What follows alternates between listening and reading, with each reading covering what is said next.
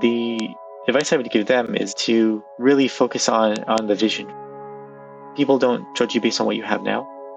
They do a little bit, especially if you're a customer, but if you're pitching and you're trying to share your idea with people, you want to convey the vision. Like, what can this be? What can this do? How can this help people? That's huge, because if you can convince people that what you're doing is the right thing, they'll know that you're going to make it happen and that you're on the right path. Even if you're not there right now, what you're going to do is going to be something amazing. I'm Alex Deeb, co-founder and CEO of ClassHook.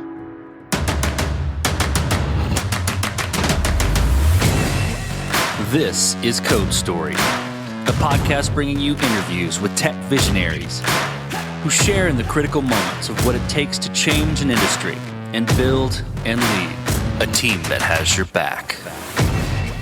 I'm your host, Noah Labhart, and today how Alex Deeb created the platform for educators to increase student engagement using popular media. All this and more on Code Story.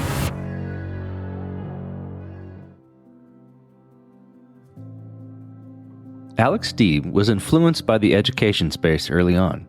He had many teachers who inspired him through his life, and his parents pushed him to do well in school in order to obtain better opportunities. Alongside that, he's interested in equitable opportunities, which is a big driver for him in his professional ventures. He's passionate about helping others learn about new opportunities. He grew up in Long Island, New York, so of course, he loves pizza. He frequents the best local pizza house, which in his opinion is Stellas. He gets 2 slices of regular cheese with a Coke, which he says is the only time he drinks soda. One day, he and his friends got together to have a business brainstorming session. One of the questions that came up was, how can you make videos searchable? Also, how can you improve the engagement within schools, perhaps with popular media? This is the creation story of ClassHook. ClassHook essentially helps K-12 teachers and students create more fun learning experiences using popular TV shows and movies. So if you're a teacher, you can come onto ClassHook, find a video from The Simpsons or The Office or from Big Hero 6 or whatever movie or show you like, and find an educational scene related to whatever topic you're teaching, whether it's math or English.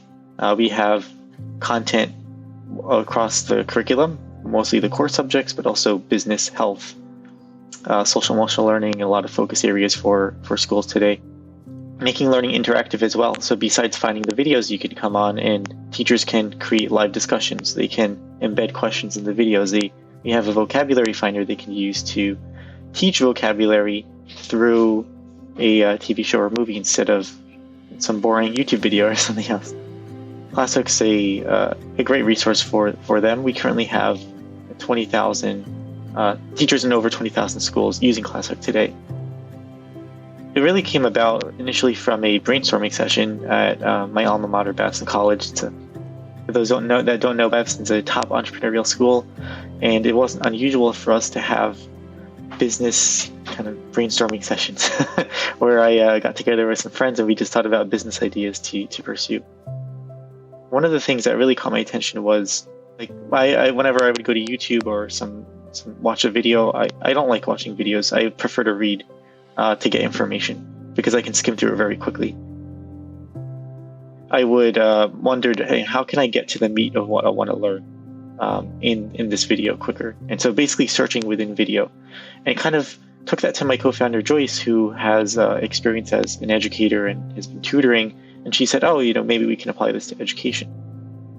We talked to a bunch of teachers about learning with video and how they engage their students, and also reflected on our own learning and realized, there are a lot of things that could have been better. I could have been more engaged. I could have learned a little bit more about this and that. And since education is so big, of course, you have to focus on something. But the inspiration came back to what can we do to create more opportunities for students? Because I was fortunate, my co-founder was fortunate that we were able to, go through a good school and then go to college, and many people don't have that opportunity. What can we do to help basically elevate people? And long story short, after talking to tens of teachers, probably over 50 teachers in the initial stages, and then doing a lot of research, we found that there's a pretty big challenge with engaging students. Student engagement drops in 5th grade from about 74% to just 32% in 11th grade. So pretty much 2/3 of kids are not engaged. They don't find learning to be important or relevant. And so we want to increase that relevance, and we want kids to understand that learning is important, because when they're not engaged, a whole host of other problems come up. Behavioral problems, school dropouts. They don't really find value in their learning and don't have as much hope for the future. So that was a really kind of eye-opening study that got us to focus on engagement. The last piece of this, what can we do specifically to elevate, to increase student engagement? And there are so many people making videos and their own content, and we said, well, what do students relate to? And how do we incorporate that in the classroom? And the answer for us was popular media, TV shows and movies. And so that's what helped us focus on that. Well, let's dive into the MVP. Tell me about that first product you built. How long did it take you to build, and what sort of tools did you use to bring it to life? The MVP, of course, is not very pretty. It was a Ruby on Rails application. I coded it up, and it was pretty much just like a listing of clips. It didn't look very nice at all. We managed to pull up some videos from, I think our first video clip was from Futurama about climate change. If you search Futurama global warming on ClassHook.com, you'll find it. And I got that recommendation from a friend. So that was the first version, is just simple listing of video clips and maybe a description about it. But the great thing we had going with ClassHook was, as I was having these conversations with teachers, I was continually refining the app. And so we added things pretty quickly, like these are the grade levels that the video is for, here's a description, here's how many teachers have used it. We're basically taking all the criteria that teachers have when they're searching for content and incorporating that in the platform. So with any MVP in that first version, right, you've got to make certain decisions and trade-offs around, what you're going to start with and what you're going to cut. And you're kind of touching on a few things in your explanation of the MVP, but I want to dive into it. Tell me about some of the decisions and trade-offs you had to make in that first product, and how you coped with them. Yeah, one of the biggest decisions we made, which I might go back on, is focusing very broadly, because we wanted to crowdsource the videos. We had this impression that teachers were using all these video clips, which they are, but we had the impression that they would come to us and submit them, and then we aggregate all these educational scenes from TV shows and movies in one place. And so we had a way for them to submit videos. We still do today, and we still get submissions, but I think we thought that we would get so many contributions given this very small user base we had. And that's why we've opened up to all subjects, K-12. The trade-off we made there was not being very hyper-local and very specific to certain types of educators. Let's say, elementary science teachers. We could have found a compilation of videos for them. ClassHook would be a wonderful solution for just that demographic, and then we'd expand from there. But because of the crowdsourcing idea and the hope we had, we kept it open to everything. And we still have it open to everything today. What we found was, of course, that teachers are coming to us for content. They don't necessarily have these educational scenes in mind. The ones that do, they do sometimes submit to us. So we're still kind of pushing the crowdsourcing a bit, but we've really taken the responsibility ourselves to source the content. So you've got an MVP. How did you go about progressing it and maturing it? And I think to wrap that in a box, how did you build your roadmap? And how did you decide, okay, this is the next most important thing to build? Great question, and we didn't have a good sense of roadmap at the time. We're very user-driven, and we started from the beginning. My last startup was in education on the student side, but it didn't really go anywhere. And one of the key learnings I got was I didn't talk enough to users. I didn't understand what their needs are, what their pains are. And so with ClassHook, we took a very different approach, talking to users all the time, obsessively in the beginning, having these conversations with them about what do they need, what are the sorts of ways they search for content, what are the features they need, and then building those in the product, and then making sure we really understand the intention behind the features, not just, I would like a button here to do this. It's like, well, why do you want that? Right? Why is that important to you? What does that help you accomplish? we had those user empathy questions, user interview questions, really much more solid this time around. And then that kind of informed the roadmap.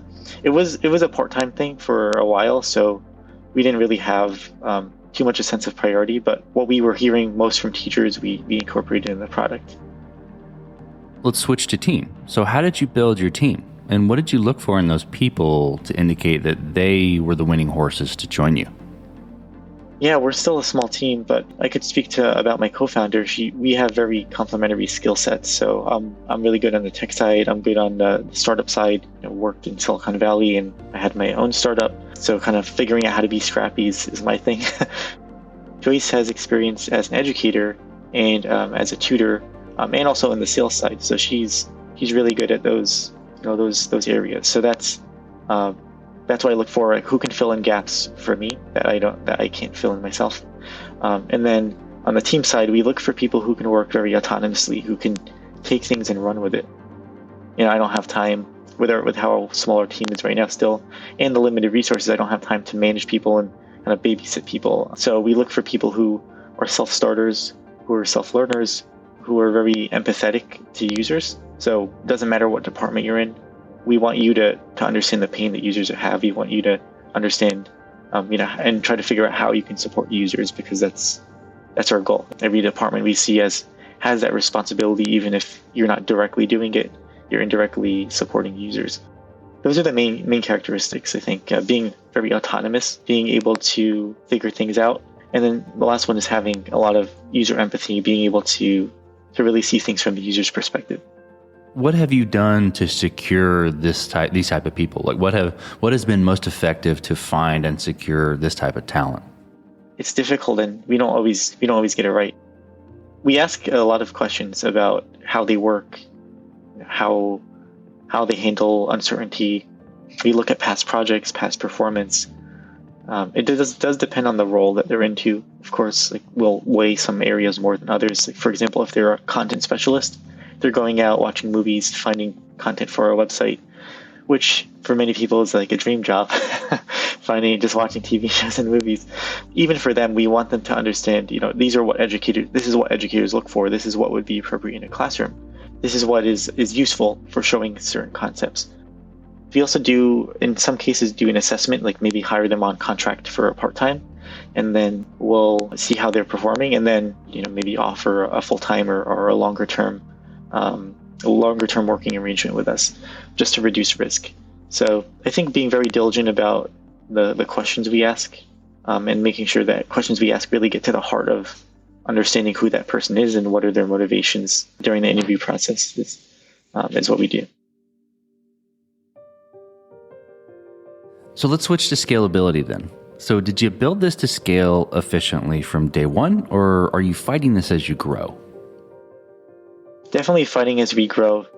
I'm a believer in being pretty scrappy, of course, in the beginning, because you don't know what something will turn into, and I think many people might agree with that.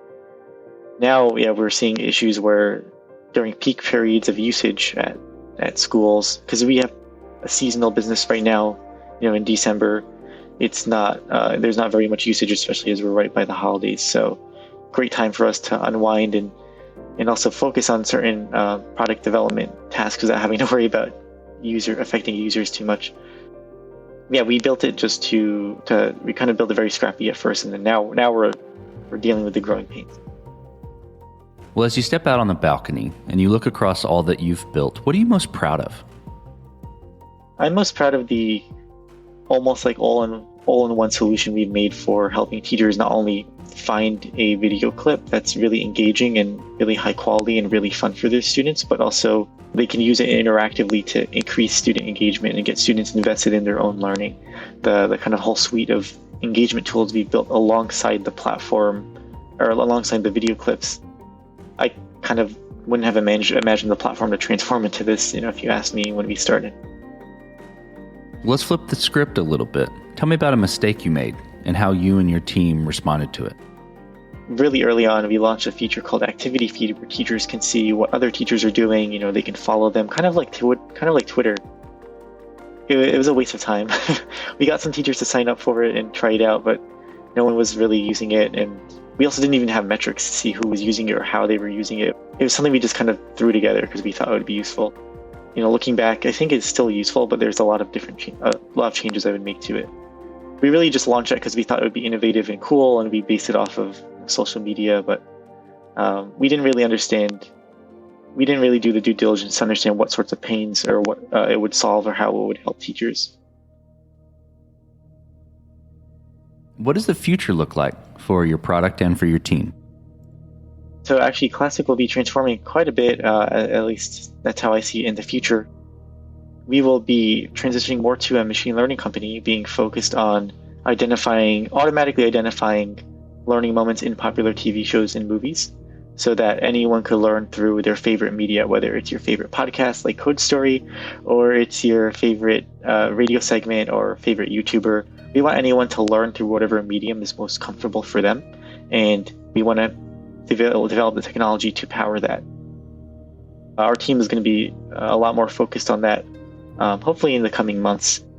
We're also going to be changing the team to have much more of a technical presence, more data scientists, more machine learning engineers. But we do see the team growing quite a bit, so we're hoping to hire more of technical folks, but also, of course, more non-technical folks. Maybe even some in the media entertainment industry, because we will be catering our product to media entertainment companies like Disney and Netflix and such. Well, let's switch to you, Alex. So who influences the way that you work? Name a CEO, a CTO, an architect, really any person that you look up to, and why? I look up to Bill Gates just for his philanthropical efforts and just what kind of impact he's had on the world. In terms of working, I do look up to Elon Musk. I know he doesn't have very healthy working habits, but kind of that intense focus on productivity and getting things done, regardless of what people think. If he thinks it's the right thing to do, he's going to do it. And so really having that conviction that what you're doing is the right thing, that very, very strong, some of the strongest conviction I've seen from him that this is the right thing to do is just very inspiring, and makes me want to do more and achieve more. Well, we talked about a mistake earlier, but a little bit different spin. If you could go back to the beginning, what would you do differently? Or where would you consider taking a different approach? I would focus more on prioritization and using my time wisely, because I would be thrown in all these different directions.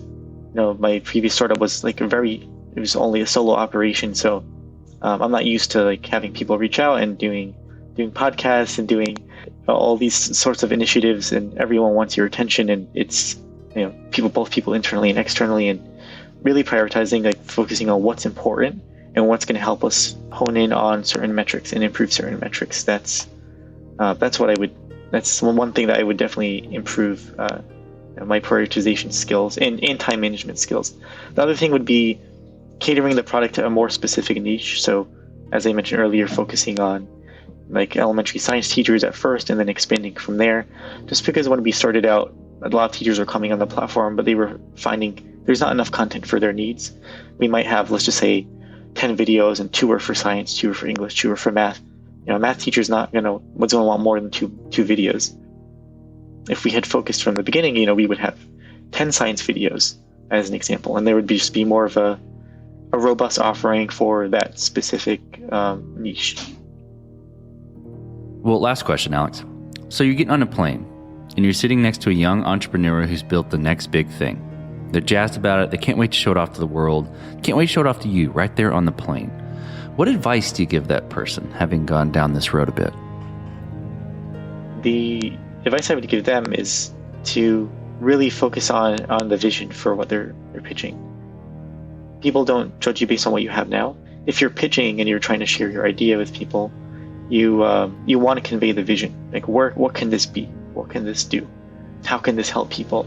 That's huge, because if you can convince people that what you're doing is the right thing, they'll know that you're going to make it happen and that you're on the right path. Even if you're not there right now, what you're going to do is going to be something amazing.